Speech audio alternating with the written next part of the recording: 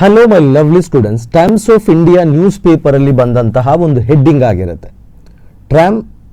Trump spars with Netanyahu over Israel strikes on Lebanon. So ಈ sentence ನೋಡುವಾಗ ನಿಮಗೆ confusion ಆಗಿಬಿಡುತ್ತೆ. ಯಾಕಂದರೆ ಇಲ್ಲಿ ನೋಡಿ, ನಂಬರ್ 1 ಸ್ಪಾರ್ಸ್ ಕನ್ಫ್ಯೂಷನ್ ಇದೆ, ಓವರ್ ಎಂಬುದು ಕನ್ಫ್ಯೂಷನ್ಸ್ ಇದೆ, ಸ್ಟ್ರೈಕ್ಸ್ ಎಂಬುದು ಕನ್ಫ್ಯೂಷನ್ ಇದೆ. ಈ ಮೂರು ವರ್ಡ್ಸನ್ನು ನಾವು ಈಸಿಯಾಗಿ ಅರ್ಥ ಮಾಡಿದರೆ ಈಸಿಯಾಗಿ ಈ ಸೆಂಟೆನ್ಸ್ ಏನಾಗುತ್ತೆ ಅರ್ಥ ಆಗುತ್ತೆ. ಇದು ಜರ್ನಲಿಸಮ್ ಇಂಗ್ಲೀಷ್ ಅಂತ ಹೇಳ್ತೀವಿ. ಸೊ ಜರ್ನಲಿಸಮ್ ಇಂಗ್ಲೀಷಲ್ಲಿ ಸ್ವಲ್ಪ ನಾವು ಯೂಶ್ವಲಿ ಯೂಸ್ ಮಾಡುವಂತಹ ಇಂಗ್ಲೀಷಿಗಿಂತ ವಿಭಿನ್ನವಾಗಿರುತ್ತೆ. ಸೊ PSI ಎಕ್ಸಾಮಲ್ಲಿ 20 ಮಾರ್ಕ್ ಇರುತ್ತೆ. ಇಂಗ್ಲೀಷಲ್ಲಿ Kannada to English 10, English to Kannada 10 ಟ್ರಾನ್ಸ್ಲೇಷನ್ಗೆ. ಸೊ ಅದು ಜರ್ನಲಿಸಮ್ ರಿಲೇಟೆಡ್ ಇಂಗ್ಲೀಷನ್ನು ಸ್ವಲ್ಪ ಪ್ರಾಕ್ಟೀಸ್ ಮಾಡಿದರೆ ನಮ್ಗೆ ಈಸಿಯಾಗಿ ಅದನ್ನು ಕ್ರ್ಯಾಕ್ ಮಾಡೋಕ್ಕಾಗುತ್ತೆ ಪೊಲೀಸ್ ಸಬ್ ಇನ್ಸ್ಪೆಕ್ಟರ್ ಎಕ್ಸಾಮಲ್ಲಿ. ಸೊ ನಾನು ಇಲ್ಲಿ ಎಕ್ಸ್ಪ್ಲೇನ್ ಮಾಡಿ ಕೊಡ್ತೀನಿ.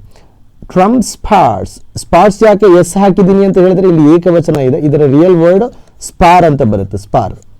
ಸ್ಪಾರ್ ಅಂತ ಹೇಳಿದರೆ ಸ್ಪಾರ್ ವಿತ್ ಈ ವರ್ಡ್ಸ್ ಇದು ಅರ್ಥ ಆರ್ಗ್ಯೂ ವಿತ್ ಬರ್ತಾ ಬರುತ್ತೆ. ಆರ್ಗ್ಯೂ ವಿತ್ ಅಂದರೆ ನಮ್ಮ ಕನ್ನಡದಲ್ಲಿ ವಾಗ್ವಾದ ನಡೆಸು.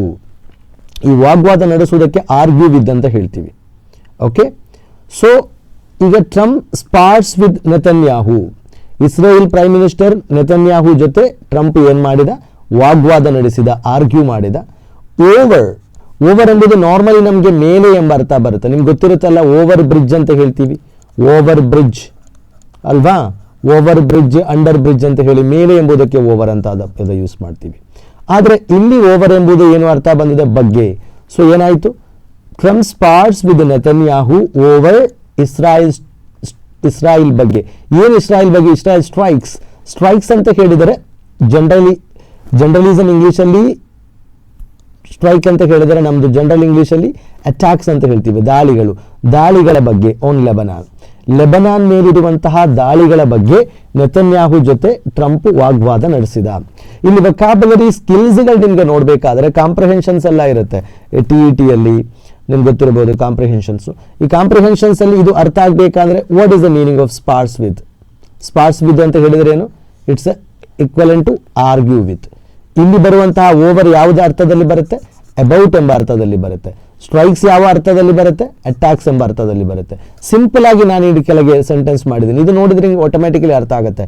Trump argued with Netanyahu, Trump Netanyahu ಜೊತೆ ವಾಗ್ವಾದ ಮಾಡಿದ ಅಬೌಟ್ ಇಸ್ರಾಯೇಲ್ ಅಟ್ಯಾಕ್ ಬಗ್ಗೆ ಆನ್ ಲೆಬನಾನ್ ಮೇಲೆ. ಸೊ ವೆರಿ ಸಿಂಪಲ್, ಇಷ್ಟೇ ಇರೋದು. ಇದಕ್ಕಿಂತ ಜಾಸ್ತಿ ಏನು ನಾವು ತಲೆಗೆಡಿಸಬೇಕಾಗಿಂತೇನಿಲ್ಲ. ಜರ್ನಲಿಸಮ್ ಇಂಗ್ಲೀಷ್ ನ್ಯೂಸ್ ಪೇಪರ್ಲಿ ಬರುವುದೆಲ್ಲವೂ ಕೂಡ ಜರ್ನಲಿಸಮ್ ಇಂಗ್ಲೀಷ್ ಇರುತ್ತೆ. ಅಲ್ಲಿ ಕೆಲವೊಂದು ಪದಗಳು ಮಾತ್ರ ವಿಭಿನ್ನವಾಗಿರುತ್ತೆ ಅಷ್ಟೇ.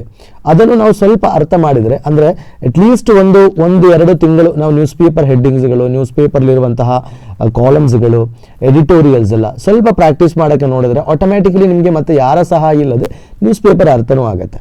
ಓಕೆ, ಇಲ್ಲಿ ನೋಡ್ರಿ, ಇಲ್ಲಿ ಓವರ್ ಎಂಬುದಕ್ಕೆ ಜನರಲ್ ಮೀನಿಂಗ್ ಏನು ಅಂತ ಹೇಳಿದ್ದೀನಿ. ಓವರ್ ಅಂದರೆ ಮೇಲೆ ಎಂಬ ಅರ್ಥ ಬರುತ್ತೆ. ಮೇಲೆ, ಓವರ್ ಬ್ರಿಡ್ಜ್, ಅಂಡರ್ ಬ್ರಿಡ್ಜ್ ಅಂತ ಇರುತ್ತೆ. ಬಟ್ ಓವರ್ ಎಂಬುದಕ್ಕೆ ಅಬೌಟ್ ಅಂತ ಅರ್ಥ ಇದೆಯಲ್ಲ, ಅದು ಎಲ್ಲಿ ನಮ್ಗೆ ಹೆಂಗೆ ಗೊತ್ತಾಗುತ್ತೆ? ಸಿಂಪಲ್ ಆಗಿ ನಾನು ಹೇಳ್ತೀನಿ. ಆರ್ಗ್ಯೂ ಜೊತೆ ಓವರ್ ಬಂದರೆ ಆರ್ಗ್ಯೂ ಓವರ್, ಫೈಟ್ ಜೊತೆ ಓವರ್ ಬಂದರೆ ಫೈಟ್ ಓವರ್, ಡಿಸಗ್ರಿ ಜೊತೆ ಓವರ್ ಬಂದರೆ ಡಿಸಗ್ರಿ ಓವರ್, ಡಿಬೇಟ್ ಜೊತೆ ಓವರ್ ಬಂದರೆ. ಸೊ ಆರ್ಗ್ಯೂ ಜೊತೆ ಓವರ್ ಬಂದರೆ, ಫೈಟ್ ಜೊತೆ ಓವರ್ ಬಂದರೆ, ಡಿಸಗ್ರಿ ಜೊತೆ ಓವರ್ ಬಂದರೆ, ಡಿಬೇಟ್ ಜೊತೆ ಓವರ್ ಬಂದರೆ ಖಂಡಿತವಾಗಿ ಓವರ್ ಇದು ಅರ್ಥ ಏನು ಬರುತ್ತೆ? ಅಬೌಟ್ ಎಂಬ ಅರ್ಥ ಬರುತ್ತೆ. ಇದೆಲ್ಲದಕ್ಕೂ ಕೂಡ ಸ್ಪಾಸ್ ಇದು ಅರ್ಥನೇ ಬರುತ್ತೆ. ವಾಗ್ವಾದ ಮಾಡು, ಜಗಳ ಮಾಡು, ವಿಸಮ್ಮತಿಸು, ಚರ್ಚೆ ಮಾಡು ಎಂಬ ಅರ್ಥ ಬರುತ್ತೆ. ಇಲ್ಲಿ ನೋಡ್ರಿ, ವಿ ಆರ್ಗ್ಯೂಡ್ ಓವರ್ ಮನಿ, ನಾವು ಹಣದ ಬಗ್ಗೆ ವಾಗ್ವಾದ ಮಾಡಿದ್ವಿ. So the same we argued about money ಅಂತ ಹೇಳ್ಬೋದು. ಇಲ್ಲಿ ಬೇಕಾದರೂ we spars with my brother over money. I hope you understood very clearly. ಇದರ ಥರನೇ ಒಂದು ಎಕ್ಸಾಂಪಲ್ಸ್ ಮಾಡಿ ನಿಮ್ಮದೇ ದಾಟಿಯಲ್ಲಿ ನಾನು ನಂದು ಫಾದರ್ ಜೊತೆ ನಾನು ನನ್ನ ಸಿಸ್ಟರ್ ಜೊತೆ ಬರ್ಗರ್ ಬಗ್ಗೆ ವಾಗ್ವಾದ ಮಾಡಿದ್ದೆ ಇವತ್ತು ಮುಂಜಾನೆ. ನಾನು ನನ್ನ ಸಿಸ್ಟರ್ ಜೊತೆ ಬರ್ಗರ್ ಬಗ್ಗೆ ಇವತ್ತು ಮುಂಜಾನೆ ವಾಗ್ವಾದ ಮಾಡಿದೆ. ಬರ್ಗರ್ ನಿಮ್ಗೆ ಇಷ್ಟ ಇಲ್ಲ ಅಂದರೆ ಇಡ್ಲಿ ಬಗ್ಗೆ ನಾನು ವಾಗ್ವಾದ ಮಾಡಿದೆ, ದೋಸೆ ಬಗ್ಗೆ ನಾನು ವಾಗ್ವಾದ ಮಾಡಿದೆ, 1 ಪೀಸ್ ಬಿಸ್ಕೆಟ್ ಬಗ್ಗೆ, 1 ಸ್ಕೂಪ್ ಐಸ್ ಕ್ರೀಮ್ ಬಗ್ಗೆ ನಾನು ವಾಗ್ವಾದ ಮಾಡಿದೆ. ಯಾವುದಾದ್ರೂ ಒಂದು ಎಕ್ಸಾಂಪಲ್ ನನಗೆ ಕಮೆಂಟಲ್ಲಿ ತಿಳಿಸ್ರಿ. ಇದೇ ಥರ ನ್ಯೂಸ್ ಪೇಪರ್ ರಿಲೇಟೆಡ್ ಇಂಗ್ಲೀಷ್ ಇನ್ನೂ ನಾನು ನಿಮಗೆ ಕ್ಲಾಸ್ ಕೊಡಬೇಕು ಅಂದಿದ್ರೆ ನನ್ನ ಕಮೆಂಟಲ್ಲಿ ತಿಳಿಸಿದರೆ ಇನ್ನು ಮುಂದೆ ನಾನು ವೀಕಲ್ಲಿ 1 ಡೇ ನಾನು ನ್ಯೂಸ್ ಪೇಪರ್ದು ಹೆಡ್ಲೈನನ್ನು ಎಕ್ಸ್ಪ್ಲೈನ್ ಮಾಡುತ್ತೀನಿ. ಅದರ ಜೊತೆ ಈಸಿಯಾಗಿ ಯಾವುದೇ ನ್ಯೂಸ್ ಪೇಪರ್ ಇದ್ರೂ ಕೂಡ ನಾವು ಹೆಂಗೆ ಅರ್ಥ ಮಾಡೋದು ಎಂಬುದನ್ನು ಕೂಡ ಹೇಳಿಕೊಡ್ತೀನಿ. Wish you all the very best.